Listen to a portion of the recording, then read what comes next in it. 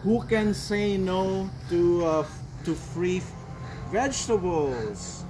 See? Napakabait ni ate talaga, grabe. Sili. Pwede tong ilagay natin sa vinegar with onion and garlic. Meron ka ng That's our local sawan. anong tawag mo dyan?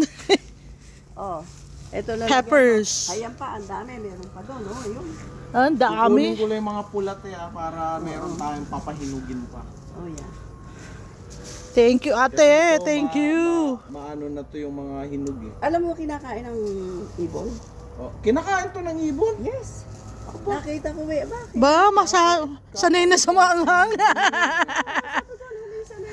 Sabi ko, kinakain ng sili. Tatanim ko dito. Eh, yan eh, tumubo lang yan. Hindi ko tinalagyan. Oh? Oo, yan eh. Yung mga ano na yan eh. Ano yun mo? Nilagay mo yan sa kwan. So ate, pag winter, hinahayaan mo lang, buhay pa rin sila? May, yung wari yung mga broccoli, buhay yun. Pero yan hindi. So ano mangyayari na? Hindi mamamatay, magtatanim ka. Ay, minsan ito, Oho. tumutubo ulit. Saka Okay. yan. Tapos kukuha ka uli, saan ka kukuha? Eh, minsan nga tumutubo. Yung ngayon iba eh. parang malalaglag na eh. Oo. Kunin mo na yon, sayang. Kunin mo itong mga ganito eh.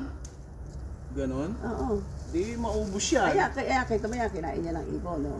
Mm. Mm. Kinain ng ibon yan.